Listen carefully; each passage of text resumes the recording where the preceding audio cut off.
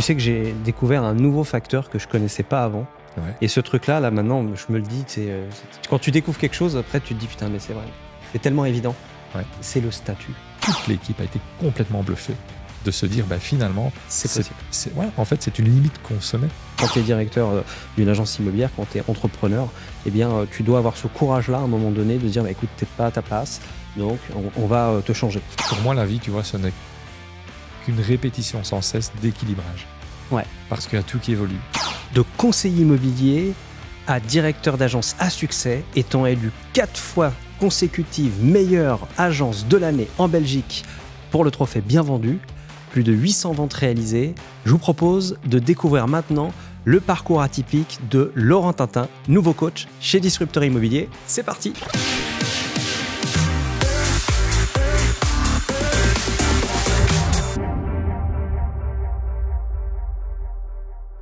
Bonjour à toutes et à tous, c'est Cédric, j'espère que vous avez la forme et donc vous l'avez compris, eh bien aujourd'hui je suis en compagnie de Laurent Tintin, coach chez Disrupteur Immobilier. Salut Laurent. Hello Cédric. T'as la forme? Ouais, à fond, toujours. Top.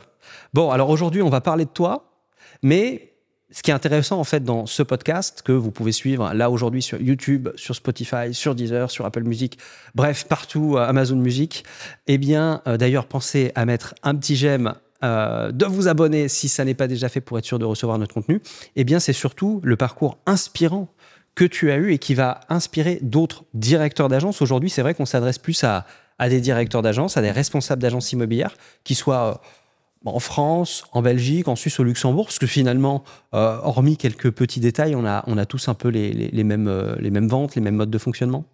Oui, tout à fait.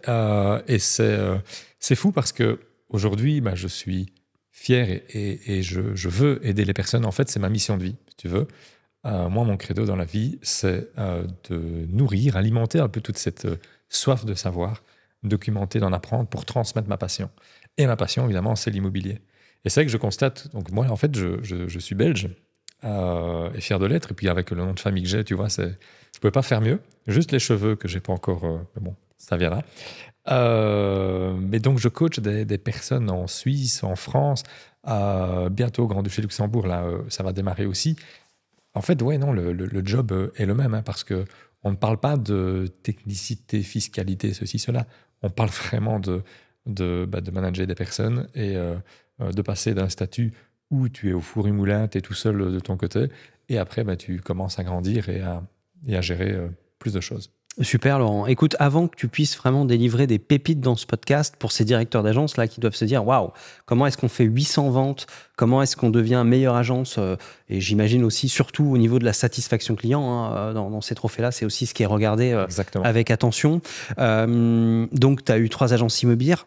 Qui es-tu, Laurent? Dis-nous, tu viens d'où? Tu es né quand? Tu as quel âge? Tu fais quoi dans la vie? Vas-y, dis-nous tout. Alors, tout a commencé en 1982. Très bon cru. Voilà. Pas pour le pinard, mais en tout cas pour voilà, tu vois. Non, effectivement, donc là, comme j'ai de le dire, donc j'ai une quarantaine d'années. Je suis père de 2 enfants et je suis toujours marié, je précise. Parce qu'effectivement, ça reste aussi un métier où c'est pas forcément évident. Parce que quand tu es passionné, tu t'investis tellement sur quelque chose, c'est d'avoir un bon équilibre. Et pour moi, cet équilibre avec ma chérie, c'est important. Et c'est elle qui m'a vraiment suivi sur tout ce parcours. Donc voilà, important. Donc la vie de famille, pour toi, finalement, cette stabilité, ça fait partie des piliers, justement, qui t'ont permis d'en être là où tu es aujourd'hui? Oui. Alors, il est vrai que j'ai donné toute une partie pour ce job sans compter. Ouais. Parce que, voilà, passionné, j'étais dedans, tu vois. Mon épouse l'a accepté. Et après, on a inversé les choses. C'est elle qui s'est relancée sur autre chose. Et c'est moi qui étais plutôt disponible pour les enfants à la maison et autres. Et donc, j'ai pu m'organiser à ce niveau-là. Mais évidemment, tout ça, tu ne le fais pas seul. Ouais, donc à un moment donné, tu as pu t'organiser. Alors, si on revient sur la genèse de tout ça, toi, à la base, tu es issu de l'immobilier ou pas du tout? Tu venais d'un autre univers? Alors, effectivement, pas du tout. Moi, j'ai fait une école de commerce, les HEC, pour ne pas le citer. Après, j'ai été travailler dans la finance au Grand-Duché de Luxembourg. Donc là, les sociétés venaient nous trouver pour profiter du système fisco-légal luxembourgeois. Très chouette job, mais sur base d'une frustration parce que J'ai proposé pas mal d'initiatives. Déjà, cet esprit d'entrepreneur était là. On m'a remis à ma place. On m'a dit, écoute, on n'a pas le temps pour tout ça. C'est très bien ce que tu fais, mais pas le temps. Du coup, après, j'ai été bosser dans le marketing dans le secteur de l'imprimerie. Je ne pensais pas me retrouver là. Et la société allait faire un dépôt de bilan parce qu'on travaillait avec du matériel Kodak et la firme Kodak a fait faillite mondiale quelques mois après. Donc, j'ai anticipé, je suis parti. Et là, je savais ce que je ne voulais pas faire, mais pas ce que je voulais faire. Ce qui est déjà pas mal, tu me diras. Et je me suis dit, tiens, pourquoi pas l'assurance ou l'immobilier. Et mon oncle, que je remercie, qui s'appelle Paul, il paraît que c'est un beau prénom. Voilà. C'est les meilleurs. Et m'a dit, écoute, je te vois trop bien dans l'immobilier, vas-y. Donc j'ai été trouver 2-3 personnes. Et c'est comme ça que j'ai débuté, que je suis tombé dans le bain. Ok, top. Alors ça, c'était en quelle année? En 2009, j'ai démarré. 2009. Et alors, j'ai une question très simple. C'est ces bagages que tu as eu avant, donc tu as fait du marketing, du commerce. Est-ce qu'il y a des choses où tu te dis, tiens, ça m'a vraiment permis aujourd'hui d'en être là où je suis, ces compétences que j'ai acquises? Alors, je dis toujours que j'ai pas eu besoin de ce parcours pour faire le job pour faire le parcours finalement que j'ai eu. En même temps, je suis quelqu'un qui ne regrette jamais, donc je suis content de tout ce que j'ai fait. Mais dans l'absolu, ce qui m'a vraiment poussé et permis c'est cet amour de ce métier et cette passion. Et je voyais, tous les collaborateurs que j'ai eus n'étaient pas issus de l'immobilier à la base. J'en ai une qui a fait criminologie, par exemple, tu vois, donc rien à voir. Ok. Donc, elle était très forte au Cluedo, mais bon, c'est un autre débat. Et donc, 2009, c'est l'année, je crois, où tu as commencé dans l'immobilier en tant que conseiller immobilier. C'est ça. Alors, rappelle-nous, tu étais sur quel secteur? Alors, moi, j'étais sur la province de Liège. Province de Liège. Ouais. C'est quel type de marché? C'est plutôt de la ville, de la campagne? On est plutôt rural, avec quelques gros bourgs aux alentours. D'accord, ok. Et donc, tu es arrivé dans une agence immobilière ou en tant que mandataire? Alors, effectivement, dans une agence immobilière. Okay. Je n'avais envie d'avancer directement avec une enseigne, avec quelque chose, même si je t'avoue, quand j'ai voulu démarrer ce métier, je me suis dit, c'est bon, je vais ouvrir mon agence tout de suite.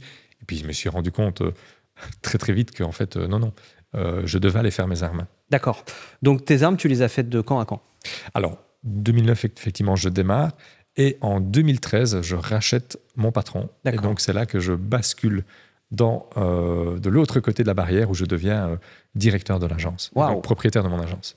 Bon, pour se lancer comme ça dans l'entrepreneuriat, faut avoir, on va dire, un désir ardent. Qu'est-ce qui fait sur cette période que tu t'es dit, waouh, ce métier-là, maintenant, je veux devenir le directeur d'agence?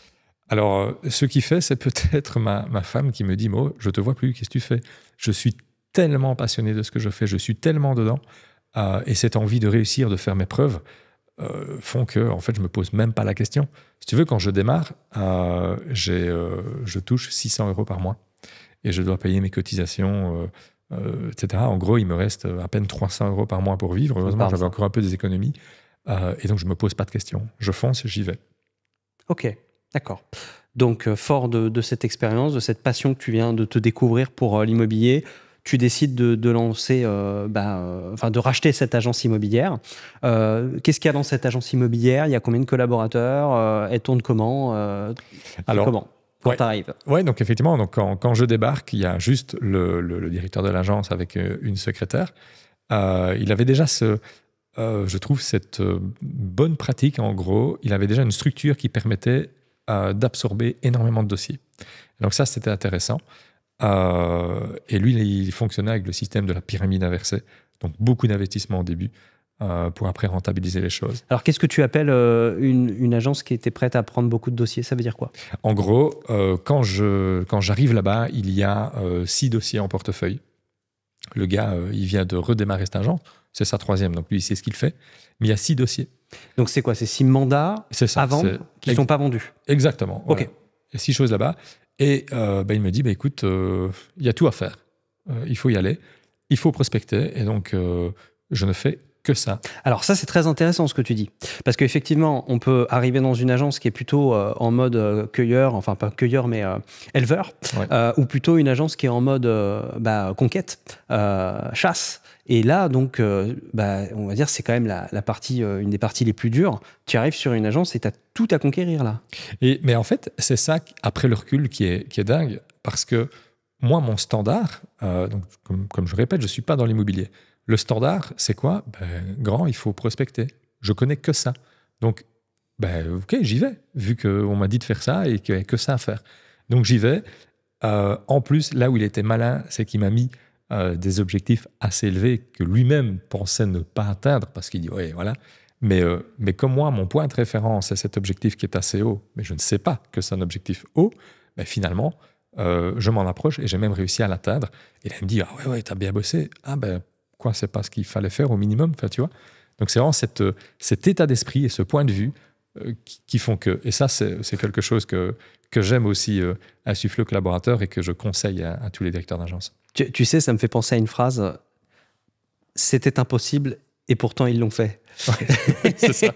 Et ouais. C'est exactement ça. C'est-à-dire que là, tu connaissais pas les standards. On va dire que tu n'as pas été formaté à la mauvaise manière. Tu n'as pas eu le temps de devenir, et je pense que les directeurs d'agence vont être contents d'entendre ça, un de ces conseillers caviar qui attend tranquillement dans son fauteuil, qui croit que ça y est, il fait 150 000 € de chiffre d'affaires. C'est un très bon conseiller, mais en réalité, il fait juste le travail de suivi et d'accompagnement, mais il ne se casse pas la tête à aller chercher les mandats. C'est ça. Est-ce que ça t'a servi finalement après, quand tu es devenu directeur d'agence, ça a été un élément qui t'a permis de réussir plus que les autres?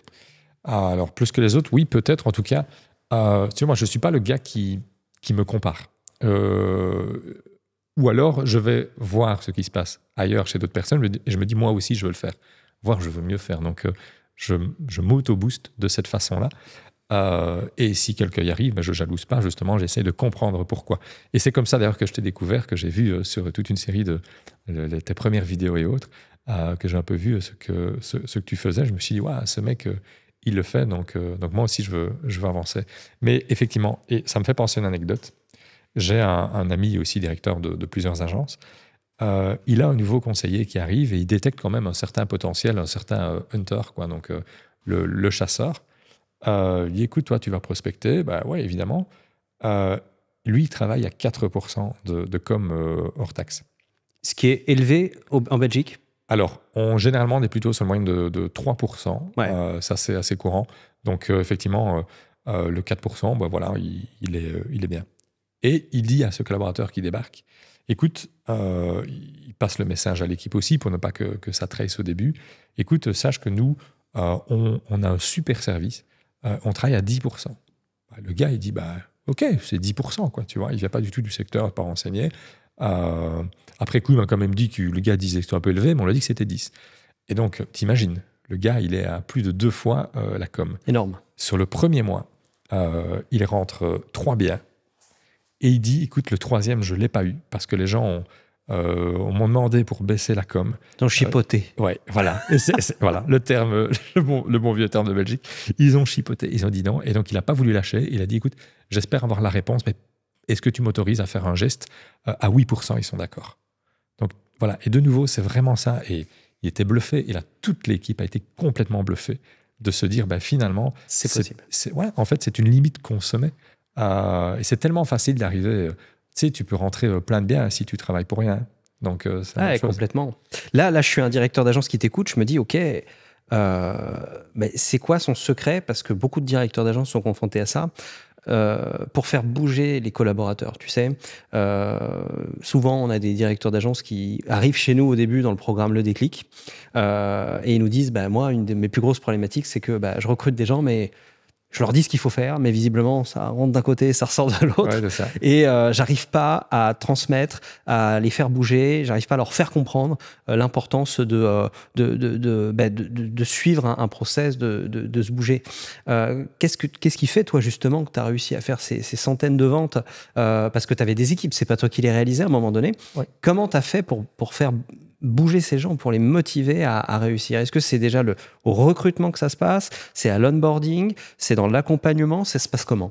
Alors, effectivement, je suis passé par plein de phases, de tests. Donc, aujourd'hui, c'est sûr que j'ai des raccourcis. Mais je le vois, comme tu dis, c'est effectivement le problème des personnes que je suis aussi. Je pense notamment à un binôme de directeurs d'agence. Donc, chacun sur son agence, et ils sont associés. Il y en a un qui est au four et moulin, et il espère que les équipes le suivent, et l'autre, il essaye plutôt d'envelopper l'équipe. Après, je dirais, il n'y a pas une solution, mais c'est aussi plusieurs étapes à checker. C'est plus une checklist à mettre en place. C'est sûr qu'au début, c'est important au moment où tu recrutes, parce que si tu veux réussir à avoir une équipe qui cartonne, il faut aussi avoir les personnes qui sont dans cette bonne mentalité.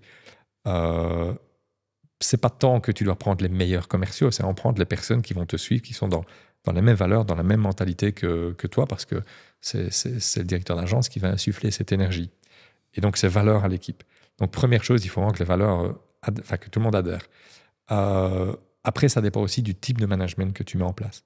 Management très collaboratif, participatif ou très descendant. Et donc, là, évidemment, tu vas aussi t'adapter en fonction de ça. Comme tu l'as dit, je ne l'ai pas fait seul. Quand je réalisais plus de 100 ventes par an, ce n'était pas seul, mais c'était l'équipe.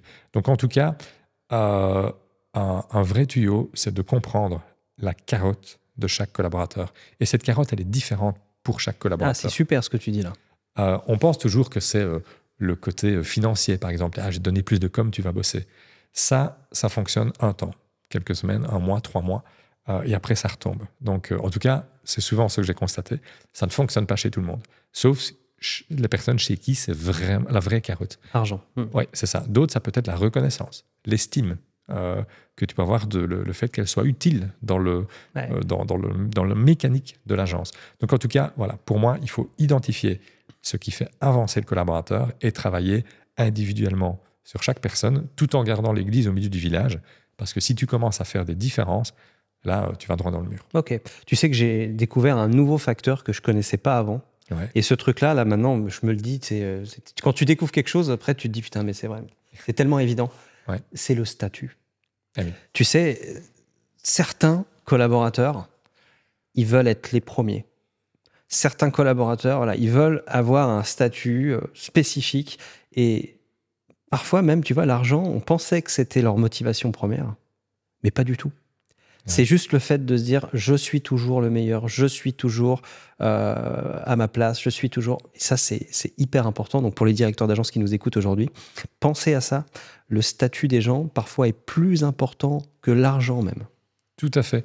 Et ça, tu ne le devines pas. Tu dois parler avec les gens. Ouais. Parce que parfois, on se dit, ah oui, il aime ça. Mais en fait, non. Tu discutes et tu lui poses une question. Ça aussi, c'est quelque chose, au début, je me disais, bah oui, tu sais, tu te documentes, tu vois, tu discutes avec d'autres entrepreneurs et ils te disent, ouais, mais moi j'ai fait ça, bah, je vais faire pareil. Mais c'est peut-être pas adapté aux personnes. Donc, hyper intéressant. Et ça me fait penser aussi sur une agence que j'ai accompagnée dans le sud de la France. Là, on a une personne dans cette agence qui veut ce statut d'associé, de manager, de responsable, etc. Et le propriétaire de l'agence, à un moment donné, il lui donne et puis il le retire. Pour les raisons qui lui sont propres, parce qu'il n'a pas atteint les objectifs, etc. Et cette personne, mais elle est dévastée.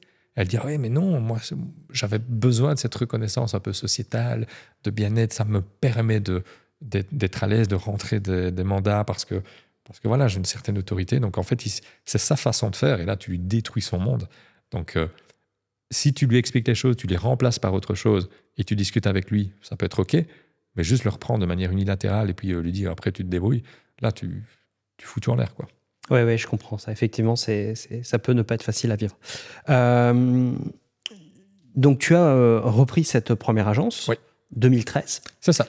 Mais tu n'en as pas eu qu'une des agences. Oui, tout à fait. Alors effectivement, une fois que j'ai repris cette agence, les choses se développent et j'ai mis les choses en place. Ça roule, honnêtement, ça roule très bien. J'ai 2 possibilités. Soit je travaille sur le principe de dire j'ai une agence centrale, un peu comme un market center ou ce genre de choses, et j'ouvre d'autres secteurs, parce qu'un de mes secrets, ça a été aussi d'être très actif sur un secteur donné. Je ne me suis pas éparpillé. Et ça, vraiment, ça a été... peut-être le secret de ma réussite parce que j'ai été connu, donc j'ai pu grandir. Donc je me dis, OK, il est temps d'ouvrir un autre secteur. Pour ouvrir cet autre secteur, je fais quoi ? Je garde cette agence et je dispatche des collaborateurs ou j'ouvre un point physique. Et en fait, la réponse, elle est venue très naturellement de par le marché. Le secteur que j'avais en tête, c'était un secteur dans les Ardennes où les mentalités sont très fortes, où les personnes sont attachées à leur terre, tu vois. Donc, tu dois montrer patte blanche quand tu débarques dans ce secteur. Et donc, j'avais besoin d'avoir un point physique, sans quoi, pour eux, là, t'existe pas. Donc, voilà pourquoi j'ai ouvert effectivement ce deuxième bureau où j'ai cherché à dupliquer finalement le modèle que j'avais. Mais même là, ça ne s'est pas passé comme je l'aurais espéré. Ah, alors dis-moi, partage-nous tout ça. Qu'est-ce qui s'est passé? Ouais. Et tu vois, tu te dis, bah, ça fonctionne d'un côté, bah, tu vas faire la même chose de l'autre. Je reviens sur les mentalités, bah, écoute, c'était pas la même chose. Donc là où j'avais préparé des collaborateurs au sein du premier bureau pour les amener sur le deuxième bureau, distance géographique, c'était OK pour eux, hein, c'était pas trop loin, mais ils n'étaient pas issus de cette région-là. Et donc, ils avaient plus de mal. En fait, ils l'ont très vite ressenti. Et donc, leur croyance s'est construite très fort en te disant « Ah, je ne suis pas du coin, donc je n'arrive pas à rentrer des biens. Alors, on a commencé à travailler là-dessus. Et c'est à ce moment-là qu'ils ont fait la demande pour revenir sur l'autre secteur et bouger. Donc, j'ai dû remanier. J'ai trouvé des personnes issues du secteur. Et là, ça s'est beaucoup mieux passé. Et encore que, il s'est encore passé quelque chose là derrière. Je t'explique. Je prends une personne issue du coin, il connaît tout le monde. Je me dis, bon, ça va aller tout seul. Et en fait, j'apprends qu'il n'ose pas aller en concurrence avec un autre de ses amis, qui est dans une autre agence, aussi du coin.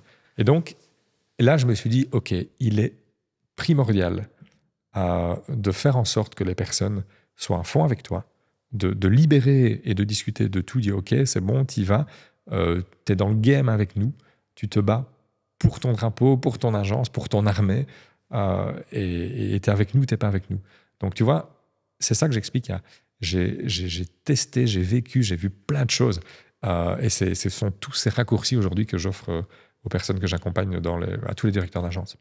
Non, mais c'est top ce que tu racontes là, parce qu'effectivement, tu analyses, en fait, tu mets les choses en place, tu analyses, et si tu vois que ça marche pas, tu fais ce switch, là où malheureusement, beaucoup de directeurs d'agence continuent à foncer, voilà, droit dans le mur, avec des collaborateurs qui correspondent pas forcément, tout ça, et c'est pour ça que des fois, on arrive dans les agences immobilières, et il faut être 100% honnête avec les gens, quand la structure est mal organisée et tout ça, on est obligé de créer un peu de chaos, de remettre un petit peu l'église au centre du village, de revoir les tâches de chacun, de revoir les fiches de poste de chacun. Et ça, c'est essentiel, en fait. Quand tu es directeur d'une agence immobilière, quand tu es entrepreneur, eh bien, tu dois avoir ce courage-là, à un moment donné, de dire, écoute, tu n'es pas à ta place, donc on va te changer. La question maintenant que j'ai à te poser, donc tu as ouvert cette deuxième agence, cette troisième agence, mais est-ce que tu avais une vie perso, mon cher Laurent, ou tu faisais que travailler? Écoute, j'ai développé la faculté de ne pas dormir. Non, je rigole. En fait, et c'est là aussi que j'ai compris toute une série de choses en me disant, donc je suis père de 2 enfants et au début, ça ne dort pas forcément les nuits. Et là, tu es complètement fatigué, mais tu tiens. Tu dors peut-être 2, 3, 4 heures par jour, mais tu tiens. Et donc, quand tu es dans le truc, tu tiens. Et quand tu es dans le boulot, en fait, tu n'arrêtes pas, tu le fais toujours, tu ne te rends même plus compte. Et c'est vrai que le holà est venu de mon épouse qui m'a dit, écoute, c'est génial tout ce que tu fais. Donc, je la remercie, elle est fantastique pour ça. Elle m'a dit, bon, à un moment donné, j'aimerais que tu puisses reprendre du temps un peu pour nous, tu as quand même poussé, vers où tu vas, tu vois, donc c'est un peu le point, est-ce que tu continues comme ça? Auquel cas, je t'avoue, j'ai commencé à me poser des questions parce que moi, je n'ai plus envie de cela. Et donc, comment on s'organise? Du coup, là, tu fais une grosse réflexion et tu te dis, ok, donc tu t'organises autrement pour y arriver. Mise en place d'agenda, des personnes, tu commences à déléguer. Ok. Et juste sur ce point-là, Laurent, donc toi, tu sentais aussi qu'il fallait que tu reviennes, on va dire, tu repositionnes ta vie perso dans l'écosystème. Alors, pour moi, la vie, tu vois, ce n'est qu'une répétition sans cesse d'équilibrage. Ouais. Parce qu'il y a tout qui évolue. Donc aujourd'hui, comme tu le sais, je vis sous les tropiques, à l'île Maurice, donc j'ai décidé d'expatrier ma vie, ouais. de changer le tout, donc c'est un nouvel équilibre. Ça fait plusieurs mois maintenant qu'on bosse ensemble. J'ai rééquilibré les choses. Et demain, je ne sais pas quel sera le nouvel équilibre que j'aurai à remettre en place. Et donc, c'est sans cesse ça. Et au moment où il y a eu cette discussion que tu as peut-être eu que tu as eu avec madame, tu penses que ça aurait pu être quoi les conséquences si finalement tu avais continué à maintenir une activité professionnelle voilà, trop importante? Bah écoute, je pense que j'aurais dormi dans mon bureau. Et ouais, ben voilà, et des choses qu'on voit très souvent, donc séparation, il y a les enfants dedans, etc. Et en réalité, moi, mon équilibre, c'est mon épouse, donc elle fait les grands choix stratégiques, j'ai toujours pris avec elle, alors qu'elle n'est pas du tout dans le secteur. Elle, c'est une artiste, rien à voir, mais j'ai besoin de cette confrontation. Et, euh, et elle ressent très fort les gens, tu vois. Donc, toutes ces décisions qui avaient attrait aux personnes, je lui en parlais.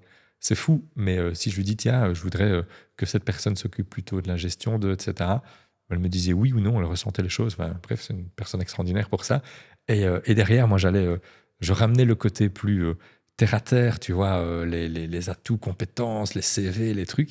Et donc, ça faisait un bon mix. Mais non, mais c'est pas compliqué. Si je ne rééquilibrais pas, j'allais totalement changer ma vie. Et ma vie, ça aurait été sans ma femme. Donc, ça, j'en ai pas envie. Donc, à un moment donné, j'ai fait un choix. Là où j'ai passé le boulot avant le privé, j'ai remis du privé au centre pour équilibrer les choses. Ok, super. Et dis-moi, Laurent, comment est-ce que tu étais structuré? Comment est-ce que tu étais staffé? Je pense que là, les agents immobiliers qui nous regardent vont se dire, ok, c'est quoi la composition en fait d'une agence? Tu avais une assistante, tu avais des commerciaux, comment c'était organisé? C'est ça. Alors, effectivement, toujours une base d'administratif. Donc, j'ai une personne centrale qui, en l'occurrence, était salariée chez moi. Et cette personne, c'était le pilier. On parlait à un moment donné du statut, etc. Et c'est une personne que je considère toujours aujourd'hui très fort, qui est devenue une amie même. Et cette personne, juste pour moi, elle est extraordinaire parce qu'elle était corps et âme pour le bureau. Donc là, c'est l'assistante. Voilà, c'est l'assistante. Et elle, c'est le premier point de contact physique au bureau, c'est le premier point de contact téléphone, et c'est la personne qui a cette vue d'ensemble. Oui. Effectivement, sur le tout. Ah ouais, c'est la tour de contrôle. C'est exactement ça. Et assistante commerciale et de direction, elle avait les deux casquettes? Alors effectivement, au départ, elle a plutôt de direction, et ce côté commercial, c'était juste cette intro, mais après ça s'était reparti chez les agents co et les conseillers. Donc, outre ce côté administratif, j'avais moi des agents commerciaux, donc qui ont le statut, qui sont agréés. Hein, en Belgique, on est agréé. Donc l'INPI? IPI, c'est ça. Oui. Ils sont totalement autonomes. Moi, c'était le principe. Ils faisaient tout de A à Z, avec toujours ce suivi que je faisais avec eux. Et après, effectivement, j'ai quelques alternants, quelques stagiaires qui viennent compléter quelque part pour accompagner, pour voir si demain on devait évoluer autrement. Mais on s'est posé plein de questions. On avait la transaction, on avait aussi la location, la gestion de biens pour des clients. Donc, on s'est posé pas mal de questions. Mais moi, ça a toujours été cette façon de bosser. J'ai un pilier administratif et derrière, j'ai les agents commerciaux couplés avec des alternants. D'accord, ok. Les alternants, leur mission, c'était quoi? Alors, les personnes que je prenais, moi, c'était dans le but de les garder et de les former. D'accord. Donc, c'était pas du temporaire. C'était vraiment de leur donner goût et de voir là où ils étaient bons. Ok. Donc, c'était toujours dans faire un petit bench, un petit centre de formation en interne. Ouais, c'est exactement ça. Et en fait, ces personnes, pour revenir à ce qu'on disait, n'étaient pas préformatées ailleurs. Ouais. Donc, ce qui permettait aussi de les amener, de les faire évoluer, toujours en considérant ce que ces personnes voulaient. Mais important, en tout cas, ces jeunes, ils ont plein d'aspirations, ils ont plein d'envies. Et donc, ces personnes, tu dois vraiment les suivre parce qu'elles avancent de leur côté, mais il suffit d'un ami ou d'un classmate, comme on dit, qui évolue d'une certaine façon, qui peut très bien gagner sa vie d'un côté, et l'autre part. Donc, en tout cas, il est important de vraiment bien les suivre parce qu'eux, ils le switchent très vite, par contre. C'est vraiment dans la mentalité du jour. Ces personnes, elles viennent et elles repartent comme ça, quoi, du jour au lendemain. Ok, parfait, Laurent.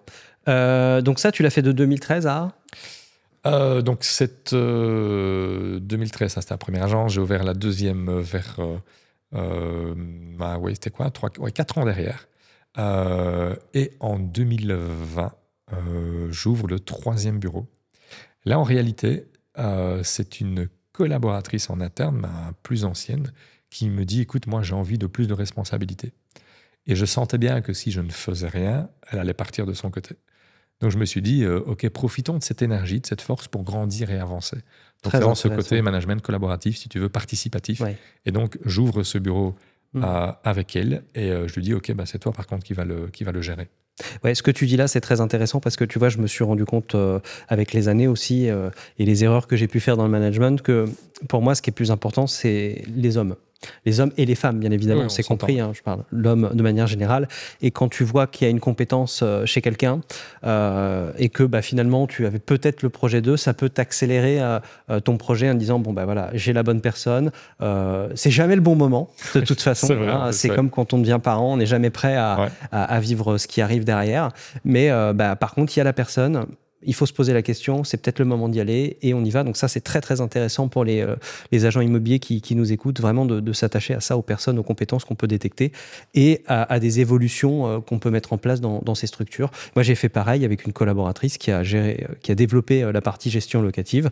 Et là, en 2017, on est en 2024, on a 160 lots et on a un service de gestion qui nous permet d'avoir, on va dire, un recurring très intéressant à l'agence, ce qui fait qu'on arrive à tenir dans toutes les périodes, quoi. Donc ça, c'est très important. Parfait. Bon, ensuite, après Laurent, on va aller plus rapidement sur la fin. Ouais. Donc tu as décidé à un moment donné de te séparer de tes agences parce que tu as eu des nouvelles aspirations. C'est ça. Nouvelle envie, nouvel équilibre, comme je disais. C'est-à-dire que le 1er janvier 2023, je revends tout mon business à cette plus ancienne collaboratrice, en l'occurrence, qui reprend le tout. Et 6 mois derrière, j'ai décidé d'aller vivre la vie qui me faisait rêver et qui faisait rêver ma famille. D'accord. Grâce aussi à l'immobilier, il faut le dire, c'est peut-être bateau, mais c'est vraiment ça qui m'a permis parce que j'ai investi, parce que j'ai des biens derrière, parce que j'ai bien mené ma barque jusque-là. Et donc, aujourd'hui, j'ai une assise.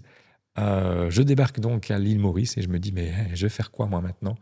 Je vais me laisser le temps de vivre. Mais tu t'ennuies très vite quand tu as été entrepreneur pratiquement toute ta vie.